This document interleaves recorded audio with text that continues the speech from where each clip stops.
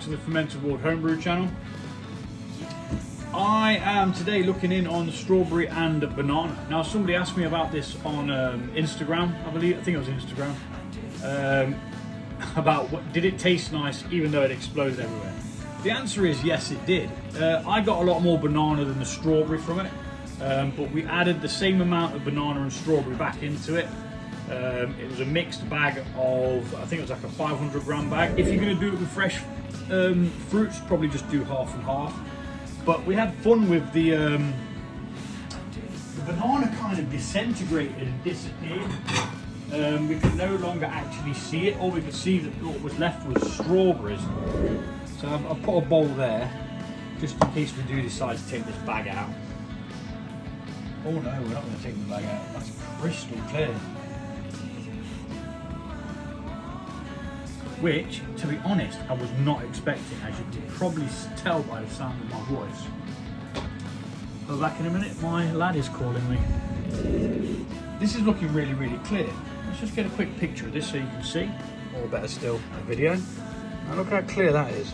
Obviously you've got the smeg down at the bottom, and I did put the second lot of fruit in a bag, just so it's easier to take out and stuff. But we're going to rack this with the fruit in the bag, because I don't want to agitate any of that silt at the bottom. I want to try and keep this as crystal clear as possible. So, we're going to hoist this up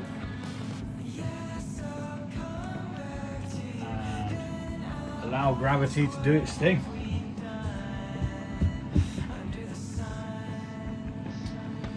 one needs to go in. Flipping sanitizing liquid in. Put it all the way down. So start the process. This has already been in secondary. It's just coming out of secondary now. It smells insanely fruity. A lot of strawberry this time. Maybe not as much banana. Hopefully the banana flavour is still there because I did quite like it. Look at that colour, it looks like flipping iron brew. If you're from the UK, you'll know what iron brew is. From the States, you probably don't. If you do ever get a chance to try it though, it's a really nice fizzy pop. What you guys would call soda.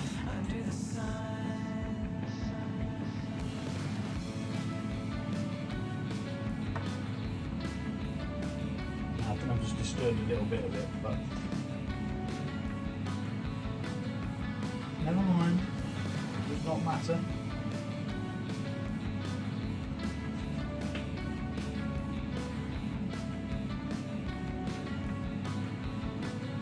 And I don't think we're gonna get the usual amount, because obviously we lose a bit to any fruits that we put in, which is always a trade-off, because you know the fruits are always going to be giving you something back. So let's quickly speed this bit up.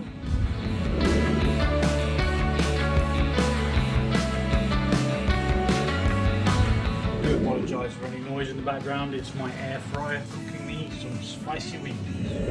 So this says we've got nearly 4.5 litres. So what we're going to do now is we're going to prime the bottle wand. Now we have bought a little bit of the murk and some little like pithy bits with it. I'm not bothered. When I wrapped this off the first time, I did a rather good job. So chances of it being yeast is quite slim. That's it, just destroy everything. Why not? I'm going to quickly prime that through so that we've got liquid in there, making it easier to pull through into the bottles that have been washed and sterilised. And I have got some smaller bottles as well. Now when I bought a load of bottles, I bought like 148 bottles or something daft like that. Some of these came with them, and I thought, well, I'm never going to use them for beer. So I've started using them for mead. Little sample bottles to give people So yeah, get this bottled, we'll get it labelled up. This was at 14.7%. And yeah, it has got a fair bit of clag with it, but I did leave some in the bottom. So we haven't got it all, but we've got some, and it will settle out into the bottom of the bottle anyway. It's not a problem. I always recommend, if you do have bottles with sediment in, just decant it. Now, so for a bottle, one bottle I could drink over 2, sometimes 3 nights. I have been known to drink a whole bottle, and I have been ill as a flipping dog. Mead just does something different to you, man. It really does. It makes you feel physically weak. But that's got a really nice, bright, vibrant colour. There's actually more bits in there than I was expecting there to be. But I'm assuming it's only fruit particles. So it's not going to be a bother if we get a couple of them. And there you go.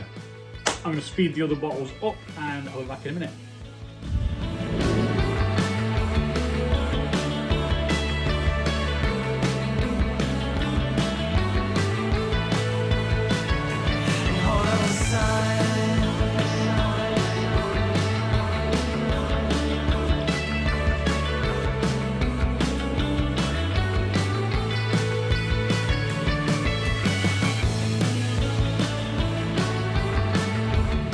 Okay, so we've got 4 and a little bit with lots of bits in.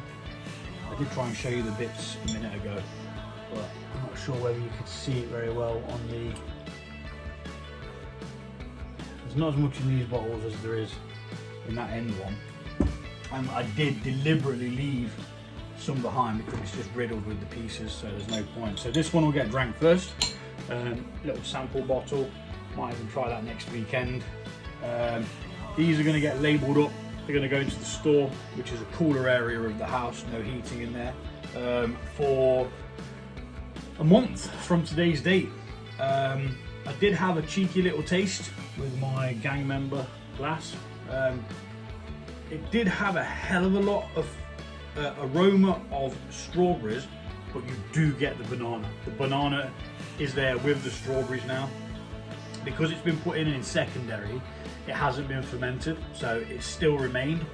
And yeah, definitely. So to the person who asked about it, it is absolutely fan-dabby-dosey. It's not one of the most likely flavours of mead that you'll find, but I think it works. I think it's worth a pop. And yeah, we've got 4 1/4 maybe of it. So yeah, label it up, 1 month's time, crack a bottle. Thanks for watching, and I'll see you all soon.